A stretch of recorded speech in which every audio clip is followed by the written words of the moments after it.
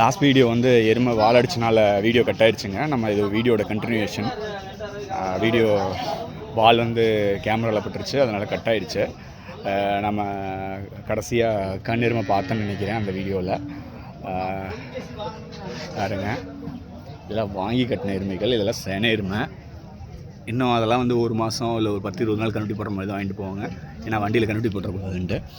பார்த்திங்கன்னா ஒரு கண்ணெருமை வாங்கியிருக்காங்க. எருமை கொஞ்சம் பெருசாக தான் இருக்குது. எருமெல்லாம் மாதம் வாரம் உங்களுக்கு வந்து டிமாண்ட் ஏறிட்டு தான் போகுது. எருமைக்கு உண்டான டிமாண்டு குறையாது. ஏன்னா நான் எருமை சந்தைக்கு வர்றது கம்மியாக இருக்கிறனால. நான் லாஸ்ட் வீடியோவில் போன வாரம் வீடியோவில் சொன்ன மாதிரியே நீங்கள் வந்து கிடாரிக்கெல்லாம் தயவு செய்து வளருங்க. அப்போ தான் வந்து நீங்கள் வந்து எருமை வந்து அதிகமாக வந்து நீங்கள் வெளியே வாங்க மாட்டீங்க, உங்களுக்கும் வந்து கட்டுப்படி ஆகும்.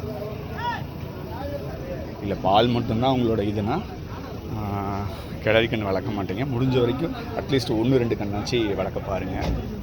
அதுங்க எருமை பெருவிட்டான எருமை, இந்த எருமை பாருங்க. இதெல்லாம் முறா வெரைட்டிக்கு சேர்ந்ததுங்க. எருமை பார்த்தாவே உங்களுக்கு தெரியும் இவ்வளோ பெருசாக இருக்குன்ட்டு. இந்த சனி எருமையாக இருக்குது. கண்டுட்டி போடுறதுக்கு எப்படி இருந்தாலும் உங்களுக்கு வந்து ஒரு மாதம் ஆயிரும். பெருசாக மடி விடல, மடி பார்க்க முடியல. காம்பு மட்டும் ஒரு 3 காம்பு தெரியுது. 4 காம்புமே நல்லா தான் இருக்குது. கண்டுட்டி போடுறதுக்கு எப்படி இருந்தாலும் ஒரு மாதம் ஆயிரும். இதெல்லாம் உங்களுக்கு பால் நிறையா வேணும்னா நீங்கள் இந்த மாதிரி எருமையை ப்ரிஃபர் பண்ணலாம். இது பாருங்க, எருமை சிவப்பாக இருக்குது. இதெல்லாம் வந்து நெல்லியே கட்டியிருப்பாங்க, அதனால் எருமை சிவப்பாக இருக்கும். நீங்கள் ஒரு டிஃப்ரென்ஸும் பார்க்க முடியாது. எல்லா எருமையில் எப்படி பால் இருக்குமோ அதே மாதிரி தான் இருக்கும். நீங்கள் வாங்கி டெஸ்ட் பண்ணிக்கிங்க. சந்தையில் உங்களுக்கு சொல்கிறாங்கன்னா 20 லிட்டர் 15 லிட்டர் இருக்குன்னா அப்படி வரணும்னு கிடையாது. மேபி வேறு கருத்துறையில் இருந்திருக்கலாம், எல்லாமே இருந்திருக்கலாம். உங்கள் கருத்துறைக்கு உங்கள் தீனிக்கு எவ்வளோ வருமோ அவ்வளோதான் வரும். நீங்கள் சந்தையில் இவ்வளோ சொன்னாங்க இவ்வளோ வரலன்னு தான். நீங்கள் வந்து உங்களுக்கு ஒரு 10 லிட்டர்னு சொன்னாங்கன்னா ஒரு 6-7 லிட்டர் வந்து மேக்ஸிமம் எருமையில் நான் பார்த்துருக்கேன். 7-8 லிட்டர் வரைக்கும் இருக்க. முறா எருமையில் எவ்வளோ வரும்னு தெரில, நீங்கள் தான் சொல்லணும். சரிங்க, இதெல்லாம் கண்ணெருமை. ஒரு கண்ணெருமை வாங்கி கட்டியிருக்கிறாங்க. ஒரு சன எருமை இருக்குது, பார்க்கலாம். நம்ம அந்த பக்கம் போய் பார்க்கலாம். பாருங்க, எருமை சனையாக தான் இருக்குது. கண்ணாடி இருக்குது, கண்ணாடி தெரியும்னு நினைக்கிறேன். எருமை நல்லா பளிச்சுன்னு இருக்குன்ட்டு எண்ணெய் போட்டு நீவி கொண்டு வந்திருப்பாங்க.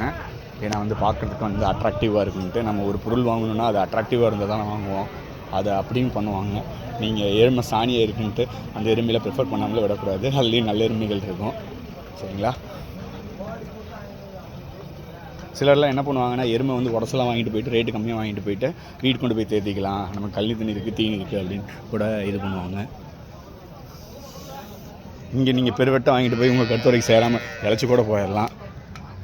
அது சாப்பிட்ட தீனி பற்றாக்குறையாக இருந்தால் இங்கே நம்ம போடுற தீனி அதுக்கு பத்தலைன்னா நமக்கு தெரியாது, அது போக போக தான் தெரியும். ஸோ தீனி வந்து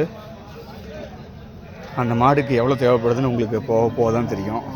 ஸோ அதோட நீட் பேஸில் நீங்கள் தீனிலாம் போட்டுக்குங்க. ஒவ்வொரு எருமை ஒவ்வொரு மாதிரி பில் தேவைப்படும், அதோட வயிற்றுக்கு தகுந்தாப்பில். இது சன எருமை தான், இதுவும் சன எருமை தான்.